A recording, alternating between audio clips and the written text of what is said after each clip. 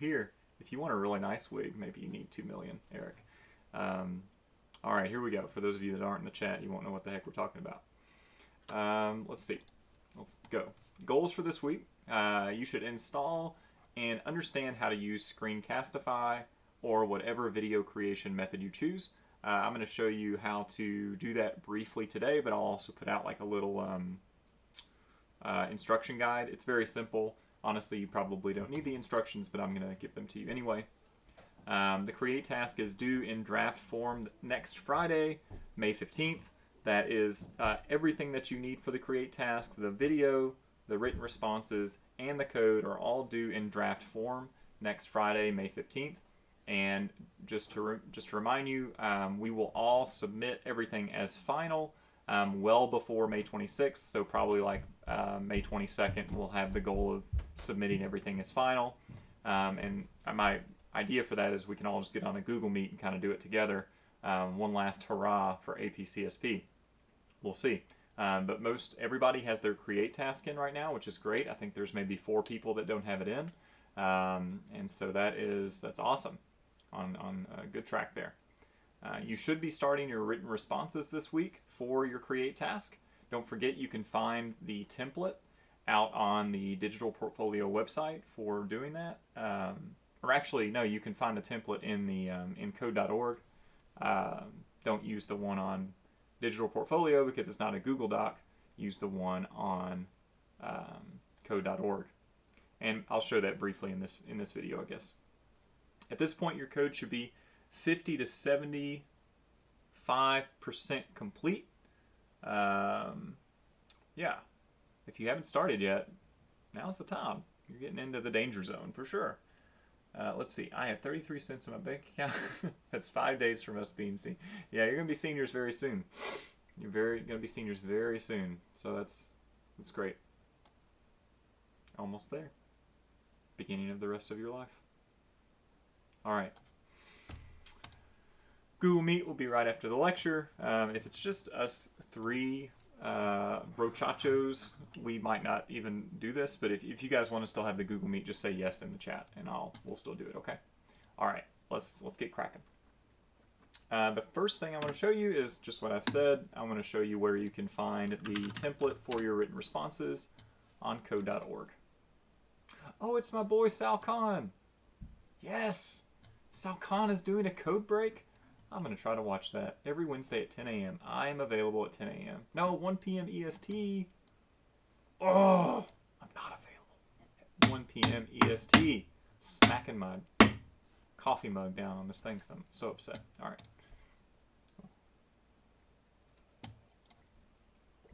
What the heck? All right. Create AP performance task. Remember, I assigned this to you, so it's super easy to find this. And here,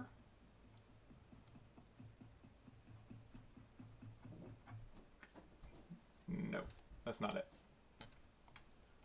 It is, I want to say it's here. Yes, template, copy as Google Doc, do this. So you need to go to this guy in lesson 3 and copy that Google Doc over to your doggone Google Drive so you have it available for you. And read the prompts for the responses. Make sure you're under the word count.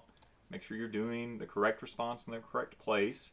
And I'm also going to show you in this video how to create the PDF so you can draw rectangles and stuff on your code. It's pretty straightforward, but I'll show you. All right. So that's where we will get the Google Doc. And now let's look at Screencastify. So really quick, I have to remove Screencastify from my Chrome so I can show you how it works. Nope. Nope. All right. Let's close some of this up. All right. Screencastify. Google Screencastify. Click on that. Click Add to Chrome. So Screencastify is a Chrome extension. You'll go here. You'll say Add to Chrome. Now, I really encourage you to uninstall Screencastify after you have installed it because it's pretty invasive, I think, for a Chrome extension. So that's really your call if you think you're going to use it again, or if you are more, you trust these folks, that's fine. I really don't know, and that's why I would say uninstall it because I just don't know what Screencastify is actually collecting of my information. Okay, so there we go. It's been installed. And now you'll have this little icon in the top right corner of your screen. Let me make sure you guys can see. Yeah, okay, you can. All right, so we're going to click on this. And then we need to sign in. Uh-oh. I think because I had it before, it skipped some of the setup steps. I uninstalled it though. I don't like that either. Well, anyway, okay, yeah, so it's still working. It looks like that didn't work out the way I hoped it would. I'm sorry. Basically, when you click on this the first time, when you click this button the first time after installing, it's going to take you through a series of instructions. Okay, it's going to ask you to like authorize your stuff, make sure you're using your JCPS account, so on and so forth. Okay. It's pretty straightforward. You shouldn't need too much instruction on it, but I will provide some written instructions on how to do it, a very quick visual guide on how to get it done, and I'll send that out today or tomorrow. Anyway, once you have it installed, you'll click on this button, and it's going to bring up this little menu. Okay. You can either record a browser tab, a desktop, or from your webcam. Obviously, what you're probably going to be doing is recording your desktop. Okay, you can also enable drawing tools if you want, but you won't need that for the recording itself. But notice it will also capture my voice in the microphone. I can select different microphones here if I have a variety. I've got like 6,000 microphones going on here. But anyway, I'll show you actually how we would make the recording and an example recording once we do our model algorithm. If you have any questions about the recording, go ahead and throw them in the chat. But for now, I'm going to go ahead and get set up for the model algorithm, which is the main thing I wanted to show you today.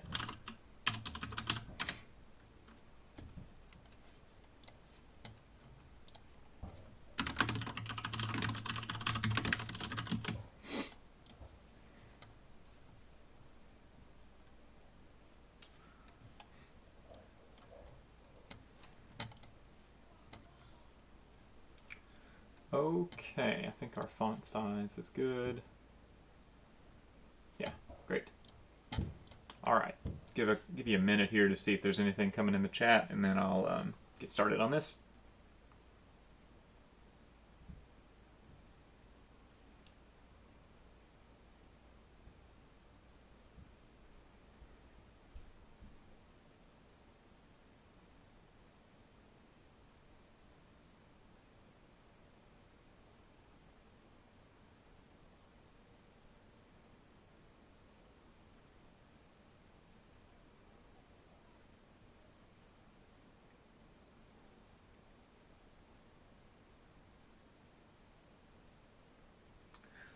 Okay, all right, let's do this thing. So what I want to show you is how I would go about thinking about developing this model algorithm, and a pretty simple one that I think you'll be able to understand easily, and that will definitely score on the AP create task. So this would be a fully scoring example for rows 4, 5, and 6. And it's also a student-developed abstraction, which is great. All right, so here's what we're going to do. We're going to simulate a checking account transaction. Of course, this could be a larger part of a bank account type program. And, when I first talked with you all about this task, I said, make sure you think about what your scoring algorithm is going to be, what your complex algorithm is going to be before you get started, so you can kind of work towards that, or you could start with that and work around it. So what I'm going to do is I'm just going to start with that algorithm, and then I'll show you how I would work around it a little bit to kind of make a bigger program. All right, so every bank account has a variety of accounts in it. It has a checking account, right? And that checking account has lots of transactions associated with it. So something that a piece of bank account software is going to include is a method of transaction, right? So I'm going to call this method, or this function at least, transaction, account transaction. All right. And we're going to assume that in order to conduct a transaction, we want to know the type of transaction and the amount of the transaction. I'm going to say pass real quick, and I'm going to go add a little note because tx is the same thing as a transaction. I just don't want to type out transaction a bunch. I also don't like saying it now, I've found. Transaction. Anyway, here we go. Now, we're going to make another assumption. We're going to say that we can have two types of transactions on this account. We can have credits and debits. Of course, credits are things that get added to our account. So a deposit of money, like a paycheck, right? And there are also things that can be debited from our account. And those are our purchases, right? Things that deduct money from our checking account. So we'll say if tx type is equal to a credit, well, what would I want to do if I have a credit going to my account? Well, I might say something like, okay, account plus equals tx amount. Yeah, and that, that would work, especially if, I actually have the account up here. I forgot about that. So let's make a constant that's going to hold our checking account value, or not a constant, that's OD, okay.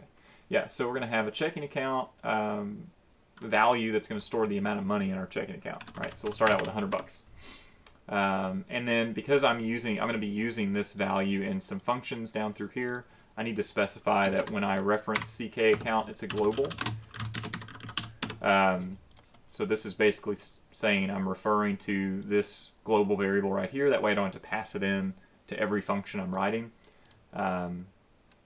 We'll talk about why we don't really need to do that in a second as we make a better program, but that's not really the focus right now. So anyway, we might say this right here. We might say account plus equals, or CK account plus equals the transaction amount, right? Same thing as CK account plus TX amount. I might actually write the full, I might not use the shorthand, just so the reader doesn't have to interpret anything. They should know what that means, but maybe they don't. I don't know. Anyway, you could do this, right?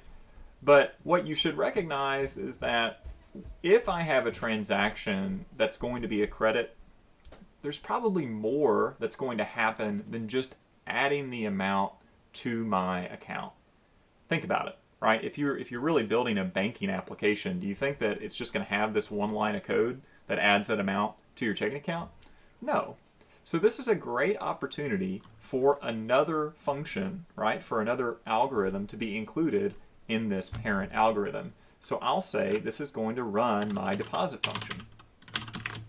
And notice I don't even have a deposit function identified yet. I'm going to build that in a second. I'm just thinking ahead about what I want this to do. All right. So then we'll say LFTX type is debit. We'll do a withdrawal. Great. Now I can think about what these two functions are going to be. So we'll say deposit. And if you think about it, what does deposit need in order to do its job? Well, it needs the transaction amount that was included with that transaction. So the amount of money that's associated with that transaction. I'm just going to call this AMT. I'll say pass. And then I'll do a withdrawal. And that'll take an AMT as well and pass. Okay. Once we've done that, we realize that our functions right here need an amount to work with. And the amount that they should be working with is this TX amount from the original call to account transaction. So I'll include that. Great. Now, deposit will need to also reference our global variable. So we'll include that right there. And then I will say, okay, CK, ACCT, CK account. is whatever it was before plus amount. And then I'll just say, you know, print, let's see, we'll make an F string and we'll say amount, throw a $sign on it, put some print, decimal points on it, and we'll say deposited successfully. Great. So our first child algorithm of this parent algorithm, and I'll mark these for you, parent. Remember that the parent must have logic or math in it of some kind, I believe. So you want to at least have some kind of if statement in your parent algorithm. So this is our child 1, child 2, definition, child 2 definition. All right. And then our child algorithm must have math, or at least math in it, or logic in it at some point. At least one of them must. So one of the child algorithms must have math or logic. Okay. Go and check the rubric just to be sure you're doing what you need to do there, but I'm pretty sure that's the case. Either way, this is going to meet the requirements. So now, all right, so we built deposit because deposit's super easy, okay? I mean, deposit means you're getting money in your account. Fairly straightforward, right? But withdrawal actually could be interesting because what happens when we when our checking account is at a zero balance, or when our checking account goes into a negative balance, right? We can get an overdraft fee. We can get some kind of penalty on our account. So what I'm going to do with this one is I'm going to go ahead and add in some more functionality to handle that situation. So I'll say if our CK account minus the amount, right? So we don't really care about what the checking account was originally. We want to go ahead and subtract whatever it is we're trying to withdraw, whatever the transaction amount is. We're going to withdraw that from our checking account, and we're going to see, does that put us over or under $0.00? Because if so, we're going to have an overdraft. I'll scoot this down a little bit. Overdraft detected. All right, and then we can say, all right, well, our checking account will be, we're going to subtract some penalty or plus the amount. Okay, so basically we're saying we're going to take away this penalty, and we're going to take away the amount, so we can pay the vendor that we charged our card at, but we're going to assess a penalty on the account holder. And where does penalty come from? Well, we need to go up here and reference that somewhere else, and we'll say it's $25. Okay, and that's AMT. I've done it again. All right, cool. Now, we'll say print vendor paid, penalty assessed. I'm sorry about all these tooltip things showing up all the time. Okay. Otherwise, if we have enough money to cover that expense, we'll just say CK account is CK account minus amount. AMT. Again, I did it again. Okay, cool. Let's see how this works. Just as is, right? I've got 2 children and a parent. Both of those children have some math. This one has math and logic, which is great. So I'm covering every base. There's no question about it. So let's run this, and let's do an account transaction. And we'll say we'll do a debit of $25, right? Doesn't show us anything because we didn't put that in there. We'll talk about that in a second. So let's see what our CK account balance is, $25.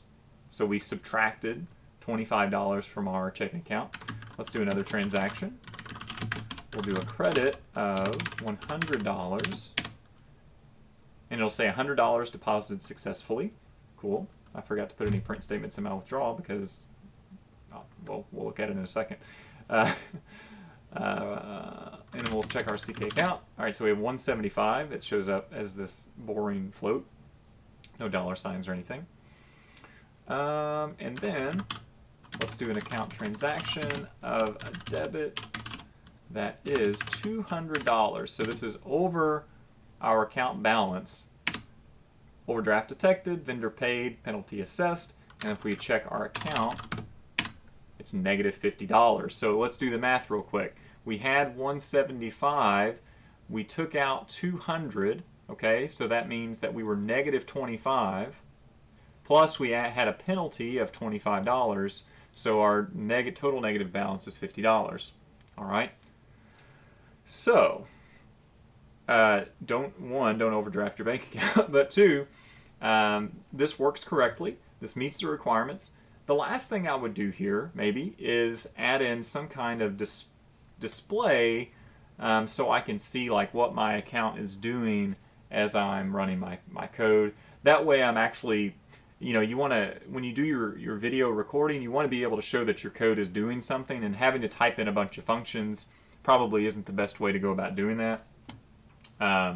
So what we will do is we're going to take this idea of printing out like some successful deposit, right?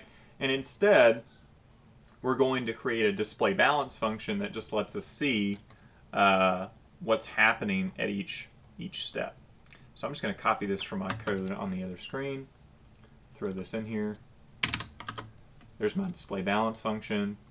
It's going to show this account information title, and then it's going to show our checking balance. And again, rather than having to retype this code again and again and again, we can just grab it.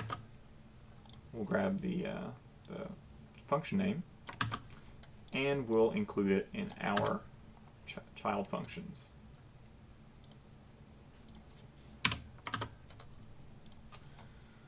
Okay, so let's try this.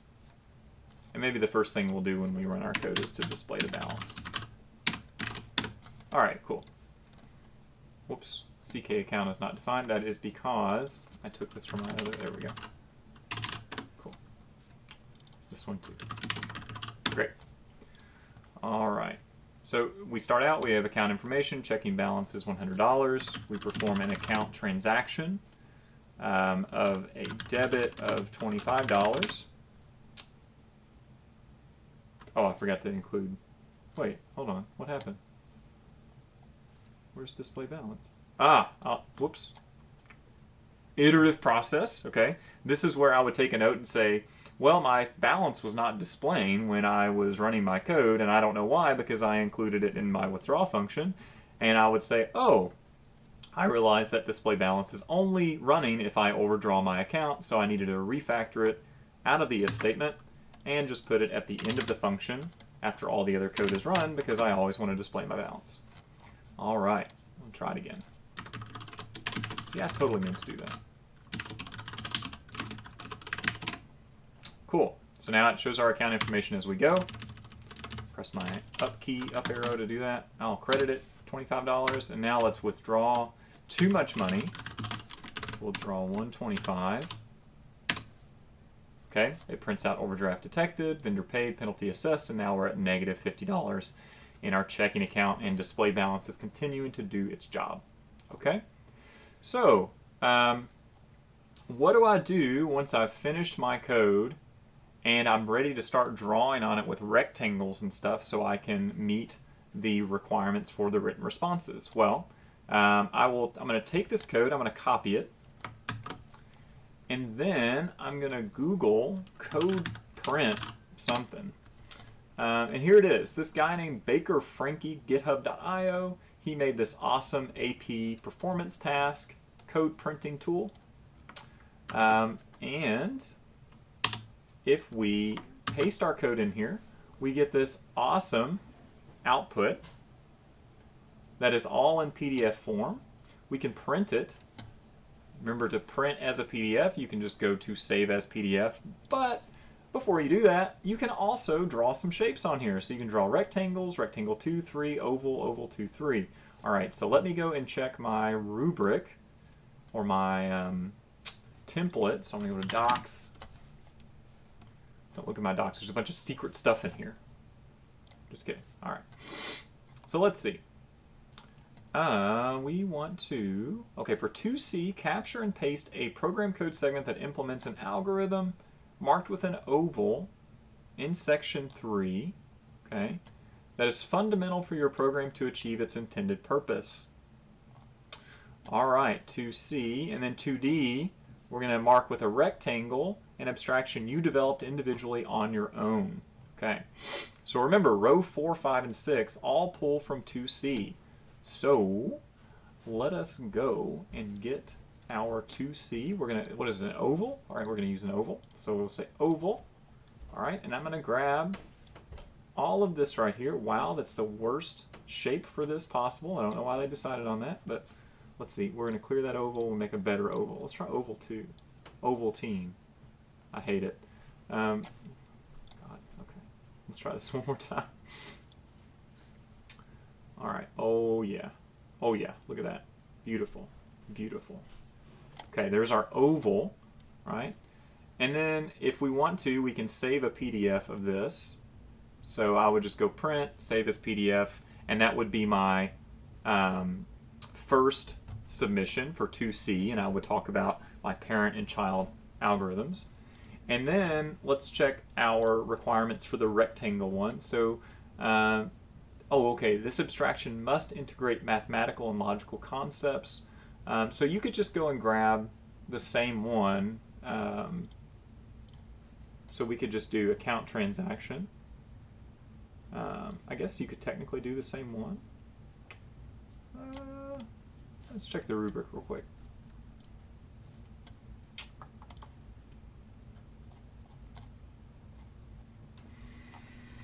Let's see, response 2D.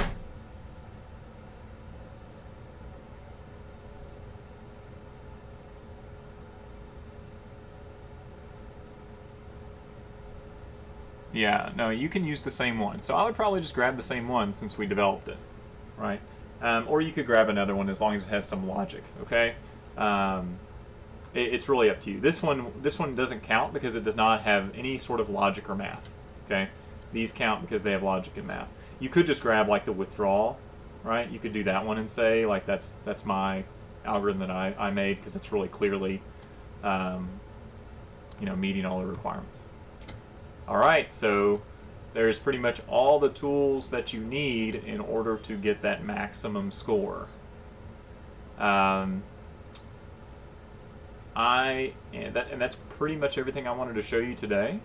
So I'm going to go ahead and switch us over to Google Meet mode. If you don't have any questions at all, you don't have to go over there, but I'm going to go ahead and throw it up. Here's the link.